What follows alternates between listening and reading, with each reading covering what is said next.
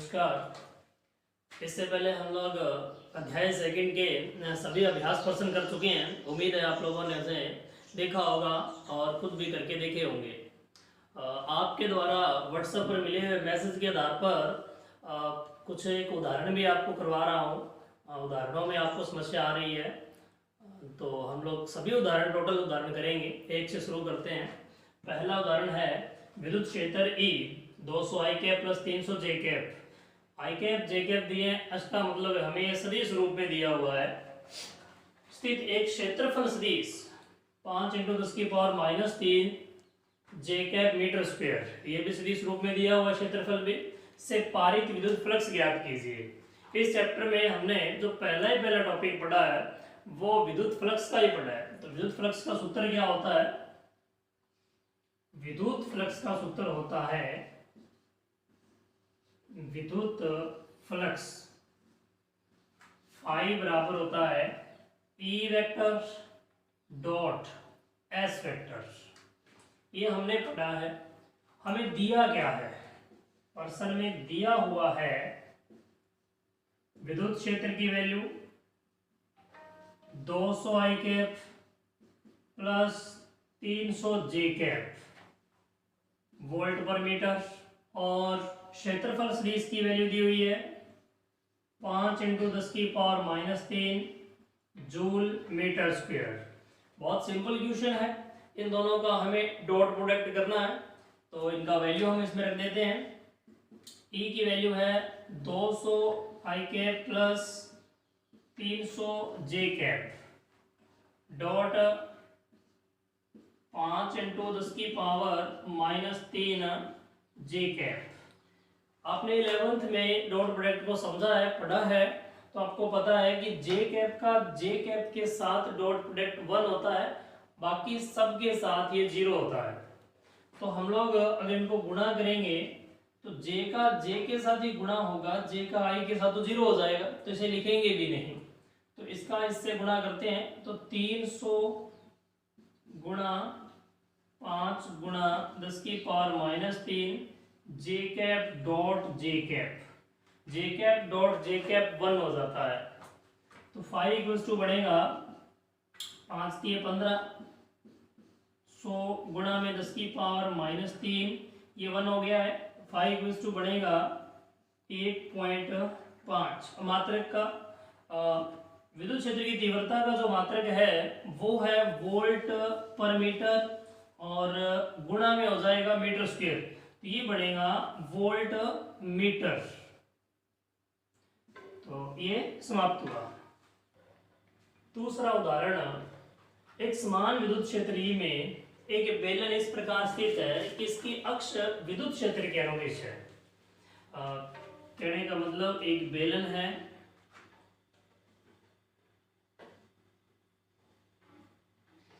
बेलन की जो अक्ष है, ये बेलन की अक्ष है जिसको बराबर बराबर 2 भागों में बांट रही है लंबाई के अनुदिश, और विद्युत क्षेत्र भी इसी दिशा में होगा। अनुदिश का मतलब ये विद्युत क्षेत्र हो गया। ये विद्युत क्षेत्र रेखाएं हमने बना दी है, ये विद्युत क्षेत्र रेखाएं हैं।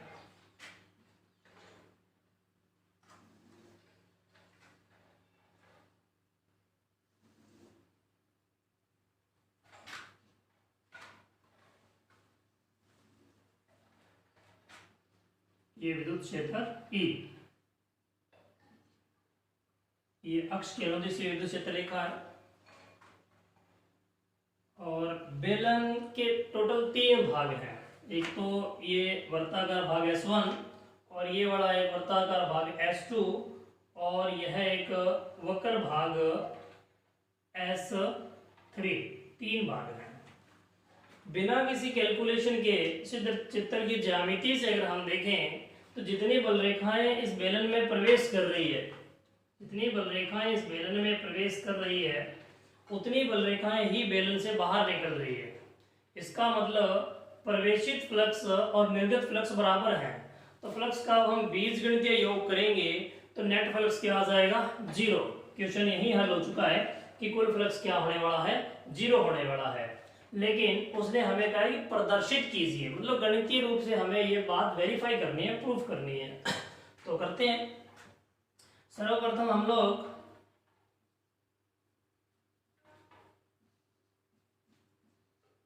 बेलन से संबंध कुल फ्लक्स निकालना चाहते हैं, कुल फ्लक्स निकालना चाहते हैं। तो हमें पृष्ठ S1 से निर्गत फ्लक्स या संबंधित फ्लक्स, पृष्ठ S2 से संबंधित फ्लक्स और पृष्ठ S3 से संबंधित फ्लक्स ज्ञात करके इन तीनों फ्लक्स का हमें बीजगणित के योग करना होगा। तो शुरुआत करते हैं S1 से। तो S1 के अंदर विद्युत क्षेत्र की दिशा और भाग S1 पर लिए गए क्षेत्रफल अल्पांश की दिशा एक ही है, अर्थात इन दोनों के मध्य बढ़ने वाला कोण 0 डिग्री है। तो cos 0 डॉट हटाएंगे तो cos आएगा, cos 0 की वैल्यू हो जाएगी 1। तो S1 के लिए हो जाएगा E ds cos 0 degree plus S2 की बात करते हैं। तो S2 पर यदि हम लोग एक अल्पांश लेते हैं, क्षेत्रफल अल्पांश लेते हैं, तो इसकी दिशा होगी विद्युत क्षेत्र के विपरीत। तो कोण हो जाएगा यहाँ विद्युत क्षेत्र और तीव्रता के मध्य, क्षेत्रफल सदिश और विद्युत क्षेत्र की तीव्रता के मध्य कोण हो जाएगा 180 डिग्री। ये बनेगा E ds cos 180 डिग्री। और S3 के लिए चर्चा करते हैं, E ds cos थीटा देखते हैं। यहां आपने एक क्षेत्रफल अल्पांश लिया है जिसकी दिशा तल के लंबवत होगी। तो क्षेत्रफल अल्पांश और विद्युत क्षेत्र की तीव्रता के मध्य कोण 90 डिग्री हो गया, क्योंकि परस्पर ये लंबवत है तो कोस 90 डिग्री। आगे हल करते हैं। तो E जो है वह पूरे के पूरे भाग पर समान है। तो जैसा कि क्वेश्चन में बताया भी गया है कि विद्युत क्षेत्र E है, एक समान है, तो E बाहर निकलेगा समाकलन से और समाकलन हो जाएगा S1 पृष्ठ के लिए ds का, प्लस इसमें भी E बाहर निकलेगा और ds और cos 180 -1, तो फिर यहां आ जाएगा माइनस। ये S2 पृष्ठ के लिए है और इसमें cos 90 की वैल्यू 0, तो टोटल हो गया 0। अब phi = E और ds का समाकलन करेंगे तो S आ जाएगा। मान लेते हैं इस वृत्ताकार भाग का क्षेत्रफल S है, तो टोटल क्षेत्रफल अगर हम ज्ञात करेंगे, इसका समाकलन करेंगे तो टोटल क्षेत्रफल S आ जाएगा -ES। ये हो गया संबंधित फ्लक्स 0। ये प्रदर्शित हो गया इस बेलन से संबंधित कुल फ्लक्स क्या होगा, 0 होगा। थर्ड उदाहरण, एक 5 सेंटीमीटर त्रिज्या की वर्ताकार शीट एक समान विद्युत क्षेत्र 5 × 10⁵ में इस प्रकार स्थित है कि इसका तल जो है वो विद्युत क्षेत्र से 30 डिग्री कोण बनाता है। ध्यान देने की बात है, तल की चर्चा हो रही है, ना कि क्षेत्रफल सदिश की। तो तल विद्युत क्षेत्र से 30 डिग्री कोण बनाता है, तो शीट से पारित विद्युत फ्लक्स ज्ञात कीजिए। तो एक चित्र बनाते हैं अपने। मान लीजिए ये विद्युत क्षेत्र है, एक समान विद्युत क्षेत्र E है यह, और इस विद्युत क्षेत्र के अंदर एक वर्ताकार शीट पड़ी है। ये हो गई वर्ताकार शीट। तो वर्ताकार शीट का जो तल है, ये तल है, उसका तल पर हमने कोई रेखा खींच दी है। वर्ताकार शीट का जो तल है वो विद्युत क्षेत्र के साथ 30 डिग्री का कोण बनाता है। इस प्रकार से ये विद्युत क्षेत्र हो गया और ये तल हो गया, तो ये वाला कोण है जो 30 डिग्री का है। हम ये जानते हैं कि क्षेत्रफल सदिश की दिशा हमेशा तल के लंबवत होती है, तो फिर ये वाला कोण कितने डिग्री का हो जाएगा, ये होगा 60 डिग्री का। आप इसे इजीली यूं समझ सकते हैं, आप मानिए कि इसको उठा करके यहाँ रख लिया, तो ये कोण टोटल कितना हो जाएगा भाई, 90 हो जाएगा। और ये तल के द्वारा बढ़ाएगा कितना है, 30। तो पीछे क्षेत्रफल सदिश और विद्युत क्षेत्र की तीव्रता के मध्य कितना कोण बचेगा, 60 ही बचेगा। तो हम यहां लिखेंगे क्षेत्रफल सदिश व विद्युत क्षेत्र के मध्य कोण थीटा 90 माइनस 30 बढ़ रहा है, अर्थात 60 डिग्री बढ़ रहा है। और हमें क्या दिया हुआ है, शीट की त्रिज्या दी हुई है, हमें दी गई है शीट की त्रिज्या r 5 सेंटीमीटर। इसको हम मीटर में कन्वर्ट करेंगे तो 5 इंटू 10 की पावर -2 मीटर। और क्या दिया हुआ है, विद्युत क्षेत्र का मान दिया हुआ है, विद्युत क्षेत्र E की वैल्यू दी हुई है हमें 5 इंटू 10 की पावर 5 वोल्ट पर मीटर। अब ये तो हो गया गिवन, हमें दिया हुआ क्या है। अब हमें ज्ञात क्या करना है, हमें ज्ञात करना है शीट से पारित फ्लक्स। तो हमने पीछे के क्वेश्चनों में भी चर्चा की थी, जो फ्लक्स का सूत्र होता है वो होता है E vector dot S vector. S क्या है, क्षेत्रफल जिससे विद्युत बल रेखाएं पार हो रही है। तो फाई की वस्तु बढ़ेगा ये E S cos theta, dot को हटाएंगे तो E का वैल्यू कितना दिया हुआ है हमें, 5 गुणा 10 की पावर 5। S मतलब क्षेत्रफल, लेकिन हमें तो त्रिज्या दी हुई है, तो त्रिज्या की सहायता से क्षेत्रफल निकाला जा सकता है क्योंकि वर्ताकार शीट है। तो वर्ताकार शीट का क्षेत्रफल कितना होगा, पाई आर स्क्वायर। तो हम लिखेंगे पाई आर स्क्वायर कॉस थीटा कितना है, थीटा है 60 डिग्री। तो मान रख देते हैं सभी के, पाई का मान 3.14 गुणा में आर की वैल्यू है 5 गुणा 10 की पावर -4 और cos 60 का मान हो जाएगा 1/2।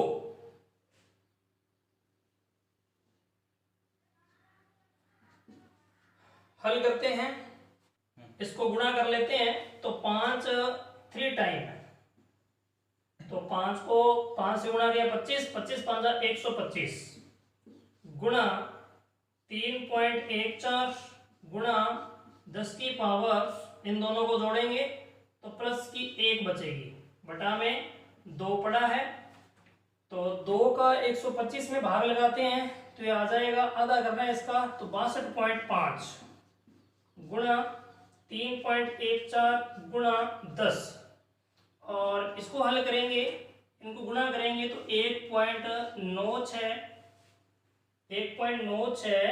वोल्ट मीटर आ जाएगा।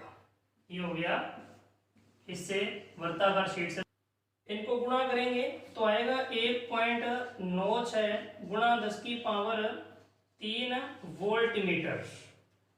ये हो गया वर्ताकार शीट से संबंधित विद्युत फ्लक्स। नेक्स्ट उदाहरण क्वेश्चन नंबर 4। ये एक प्रकार का टॉपिक है, क्वेश्चन के रूप में करते हैं इसे। आर त्रिज्या की पतली वलय है, हमें दिया गया है कि हमारे पास एक पतली वलय है और इस वलय की त्रिज्या भी दी हुई है हमें, इस वलय की त्रिज्या है कैपिटल आर। वलय पर Q धन आवेश, बुक में यहाँ घन लिखा हुआ है जिसका सही उच्चारण धन है, इसे ठीक कर लें। इस वलय पर धन आवेश स्थित है, तो हम लोग धनावेश वलय को दे देते हैं। आगे क्या कहता है, वलय की अक्ष पर केंद्र से x दूरी पर स्थित बिंदु पर विद्युत क्षेत्र की तीव्रता ज्ञात करनी है। तो वलय का जो केंद्र है ये रहा बिंदुओं पर, और इस केंद्र से x दूरी पर कोई बिंदु P ले लिया हमने। ये केंद्र से इस बिंदु P की दूरी है x, और इस बिंदु पर हमें विद्युत क्षेत्र की तीव्रता ज्ञात करनी है। प्राप्त परिणाम की प्रतिबंध x ग्रेटर r के लिए विवेचना कीजिए। कि हमें इस कंडीशन के लिए देखना है कि सूत्र किस रूप में आ जाता है। पहले तो हमें सूत्र बनाना होगा, फिर हम इसकी विवेचना करेंगे। सूत्र से भी पहले हमें पहले बिंदु P पर विद्युत क्षेत्र की डायरेक्शन का पता लगाना पड़ेगा। और आप जानते हैं कि डायरेक्शन का पता लगाने के लिए हम लोग इसमें अल्पांश लेंगे। एक अल्पांश हमने यहाँ ले लिया dl का, और एक अल्पांश हमने व्यासित बिंदु विपरीत और जो व्यासित बिंदु है वहां ले लिया। दोनों अल्पांशों की लंबाइयां है dl। इस अल्पांश का नाम हमने a रख दिया और इस अल्पांश का नाम हमने b रख दिया। अल्पांश है, इसका मतलब है बिंदु आवेश की तरह व्यवहार करेगा, और बिंदु आवेश के कारण जो विद्युत क्षेत्र की तीव्रता होती है वो त्रिज्यीय दिशा में होती है। तो बिंदु P पर इस a अल्पांश के कारण विद्युत क्षेत्र की जो तीव्रता होगी वह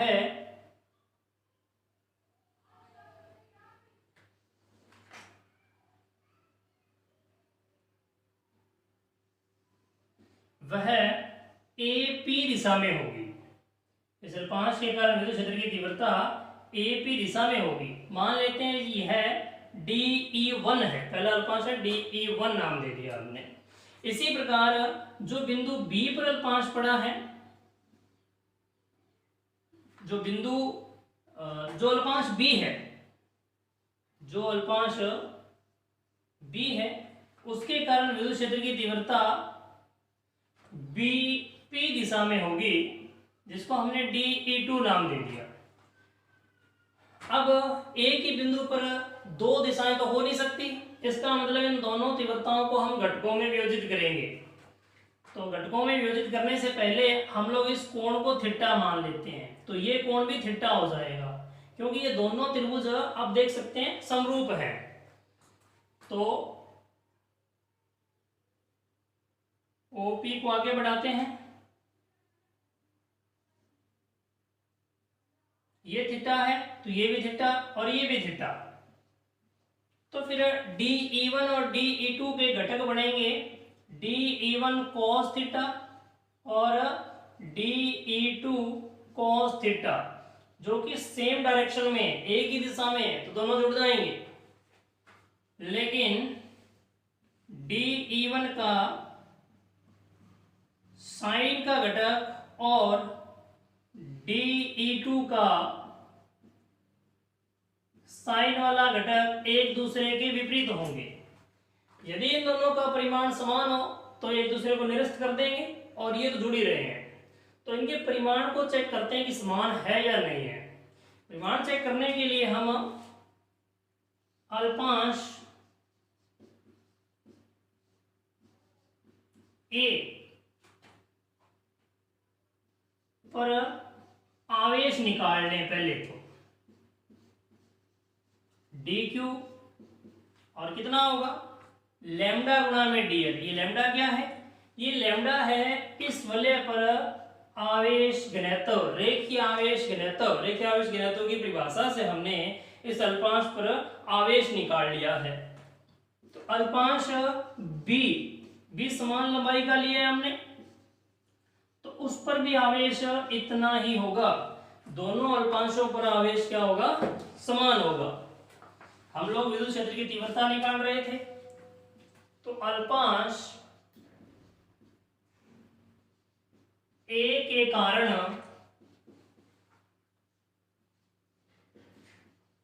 बिंदु P पर तीव्रता DE1 कितनी होगी?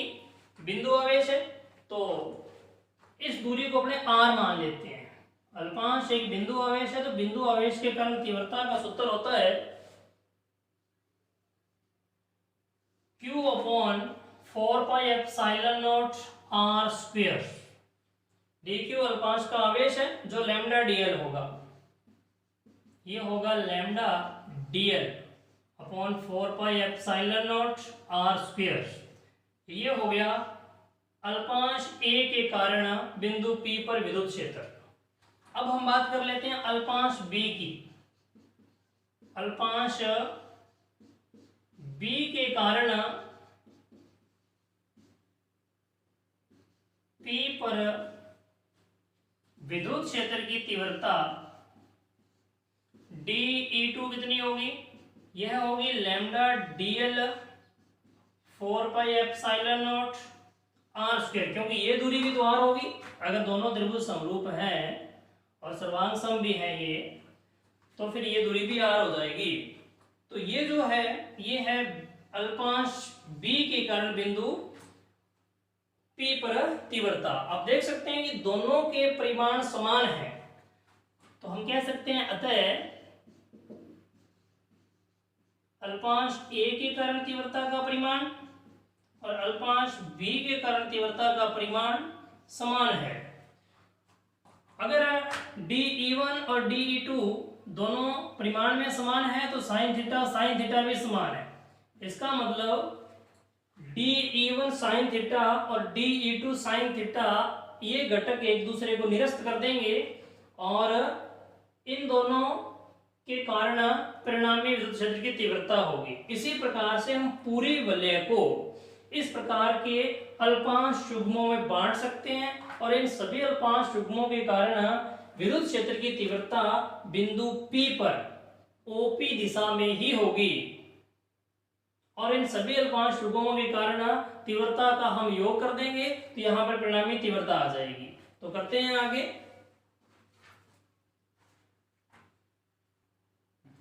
तो बिंदु P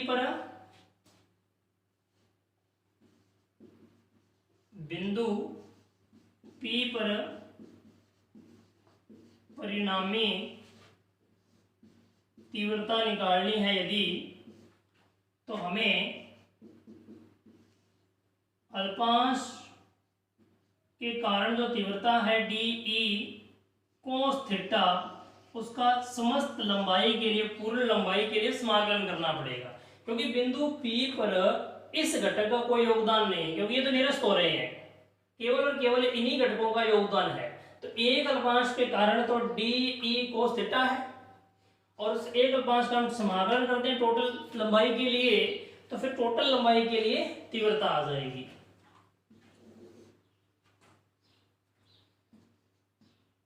dE की वैल्यू हमने अभी ज्ञात की थी थोड़ी देर पहले, ये हो जाएगी lambda DL upon 4 pi epsilon naught R square cos theta. Lambda एक नियतांक है, आर बिंदु P से वलय की दूरी है, जो कि कहीं पर भी हो अल्पांश, ये दूरी हमेशा आर ही बनी रहेगी। तो आर भी कांस्टेंट हो गया। cos थीटा, थीटा भी चेंज नहीं होगा। अगर इस प्रकार से घूमता है अल्पांश इधर आता है तो ये थीटा हमेशा उतना ही बना रहेगा, इस रेखा के साथ बढ़ने वाला कोण। तो E इक्वल टू हो जाएगा lambda upon 4 pi epsilon naught R square cos theta, समाकलन के अंदर केवल रहेगा dl। तो इधर हम लोग cos थीटा का मान भी ज्ञात कर लेते हैं। cos थीटा बराबर होता है आधार बटा कर्ण। तो ये त्रिभुज है और त्रिभुज में थीटा के सामने तो लंब हो गया और 90 डिग्री के सामने कर्ण हो गया, आधार कोण हो गया x। तो cos थीटा का वैल्यू बनेगा x बटा में r, x बटा में r, ये हम इसमें रख देते हैं। तो E इक्वल टू निकल के आएगा लैम्डा x बटा में 4 pi epsilon not r cube और dl समाकलन करेंगे तो टोटल लंबाई आएगी और टोटल लंबाई जो वलय की होती है वो होगी 2 पाई r। परिधि है 2 पाई r, कैपिटल R है, त्रिज्या है जो वलय की, इसलिए हमने कैपिटल R लिख दिया यहाँ। तो आगे E equal to lambda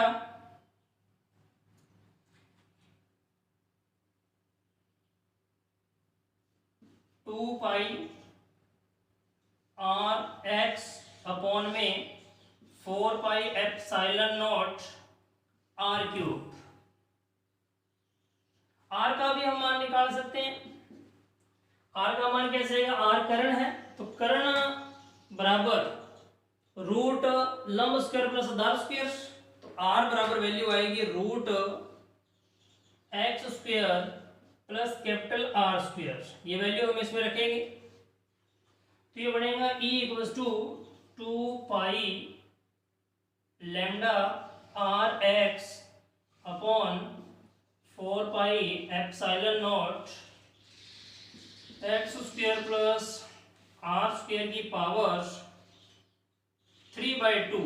3 already है और रूट का मतलब 1/2 पावर और हो गई। तो यह बिंदु P पर वलय के कारण विद्युत क्षेत्र की तीव्रता आई है। आप इसे काट करके भी लिख सकते हैं।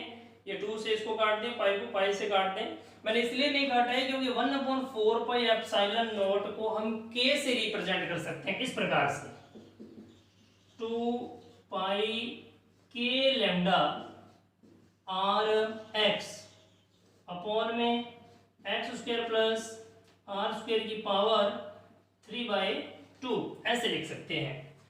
इससे आगे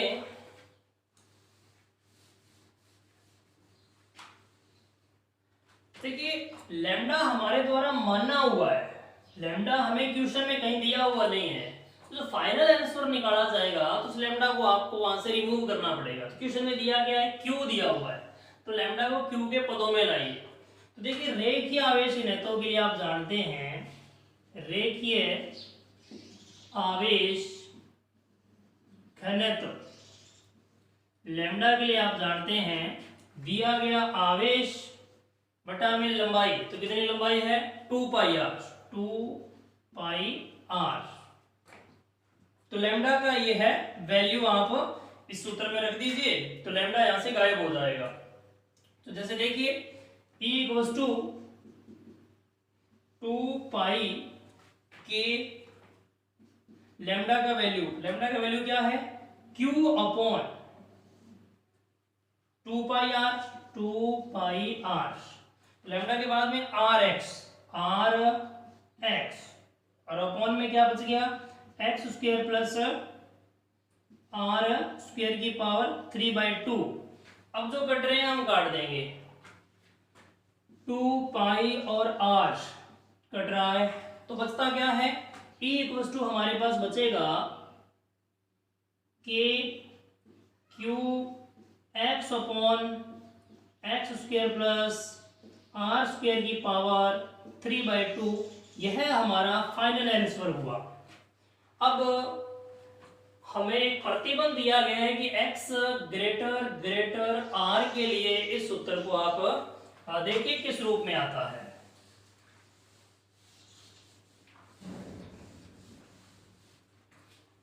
यदि x बहुत बड़ा होगा r की तुलना में तो आप देखिए कि हम लोग r को यहां नगण्य मान पाएंगे x की तुलना में, तो r को छोड़ देंगे। तो E इक्वल्स टू बढ़ेगा के क्यू एक्स अपॉन एक्स की स्क्वायर बचेगी और पावर 3/2 ऊपर पड़ी ही है। r को हमने छोड़ दिया इस कंडीशन के चलते।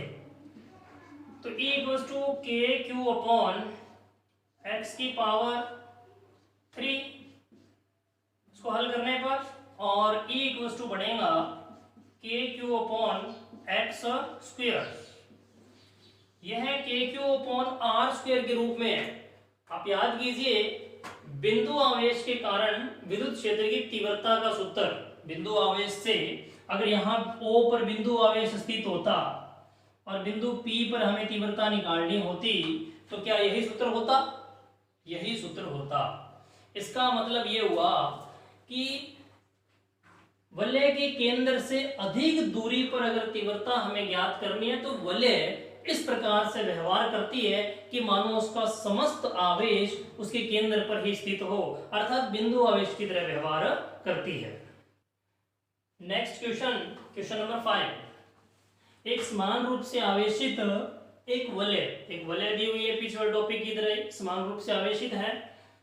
एक गोले दोनों की त्रिज्या कैपिटल आर है, दोनों पर आवेश स्मॉल क्यू है, गोले का केंद्र वलय की अक्ष पर विद्यमान है तथा वलय के केंद्र से r√3 दूरी पर है।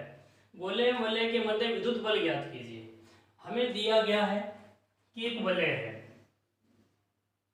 और यह आवेशित है। हमें ये दिया गया है कि एक वलय है और यह आवेशित है।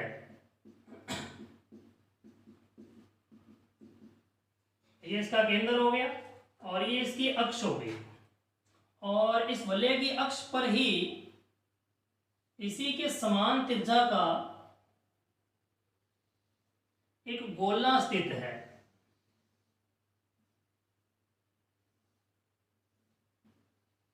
जिसे भी Q आवेश दिया गया,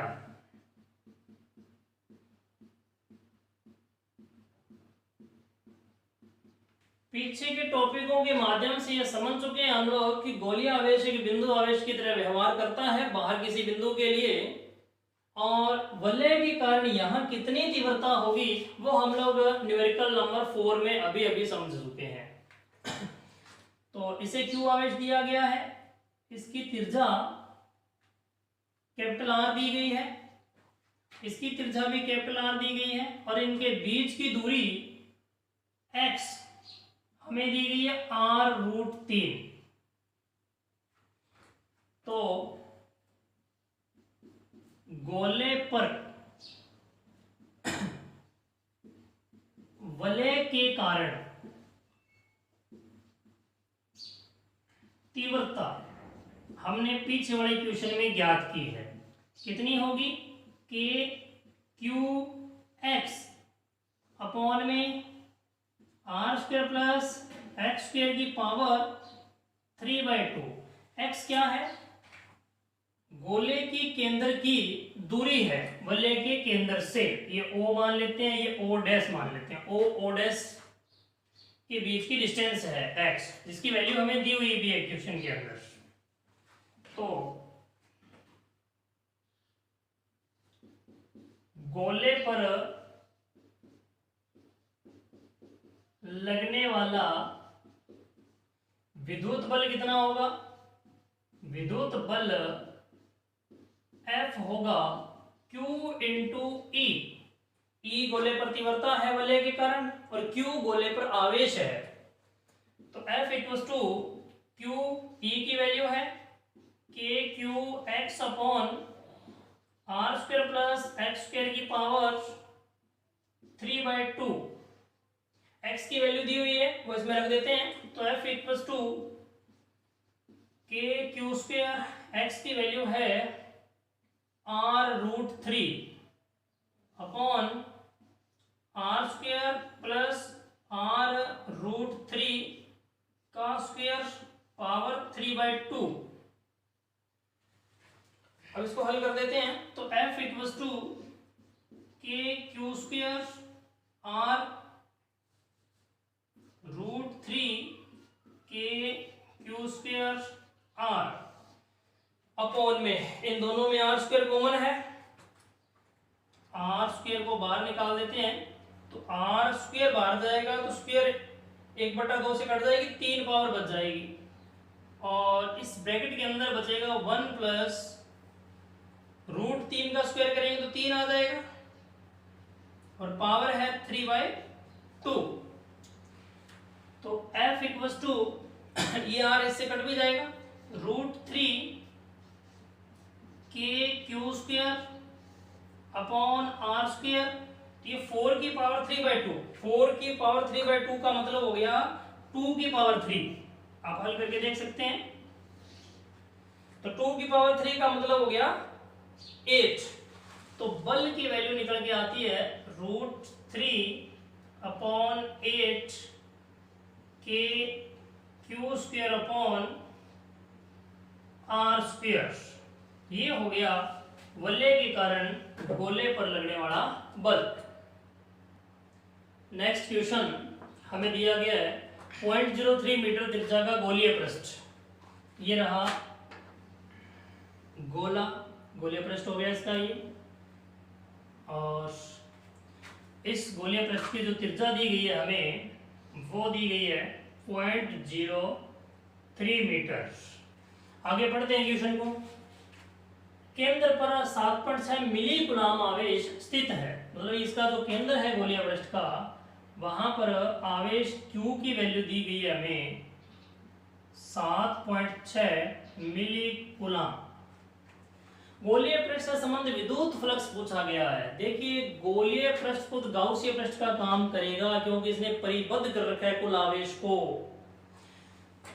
तो गोलीय पृष्ठ जो है, गोलीय पृष्ठ खुद ही किसका काम कर रहा है, गाउसीय पृष्ठ का काम कर रहा है, गाउसीय पृष्ठ का काम कर रहा है। और गाउसीय पृष्ठ से निर्गत फ्लक्स का सूत्र आपको पता है, sigma Q upon epsilon not. तो गोलीय पृष्ठ से निर्गत फ्लक्स का जो सूत्र है फाई, वो होगा sigma Q upon epsilon not. तो फाई इक्वल्स टू हो जाएगा सिग्मा क्यू, दिया गया आवेश कितना है 7.6 मिली, मतलब 10 की पावर -3, और बटा में एप्सिलॉन नॉट 8.85 गुणा 10 की पावर -12। तो हल करना होगा हमें इसे, 7.6 गुणा 10 की पावर, ये 12 ऊपर जाएगा, प्लस का हो जाएगा, तो 3 इसमें से घट जाएगा, तो बचेगा 9, और बटा में 8.85। तो इसमें अगर इसका भाग लगाया जाए तो आता है 0.858 मल्टीप्लाई 10 की पावर 9, और 5 इक्वल्स टू बन जाएगा 8.58 मल्टीप्लाई 10 की पावर 8, और ये हो जाएगा, इसको अगर 2 अंकों तक राउंड करेंगे तो 8.6 इंटू 10 की पावर 5 वोल्ट मीटर। ये तो हो गया अगर हम इसे मिली मानते हुए चलते हैं, दिया मिली है। और अगर बुक के हल को देखा जाए तो वह ये माइक्रो मान के कर रहा है, तो वो आप कर सकते हैं, माइक्रो में 10 की पावर -6 से गुणा हो जाएगा। क्वेश्चन का आगे का भाग क्या है, त्रिज्या दुगनी कर दी जाएगी। हमने गाउस के नियम को पढ़ा है, गाउस के नियम से संबंधित महत्वपूर्ण तथ्य पढ़े हैं, उनमें हमने अच्छी तरह पढ़ा है कि जो गाउसीय पृष्ठ होता है उसके साइज को बड़ा करने या छोटा करने से फ्लक्स पर कोई प्रभाव नहीं पड़ता, अर्थात फ्लक्स की वैल्यू यही रहेगी त्रिज्या दोगुनी कर देने पर भी।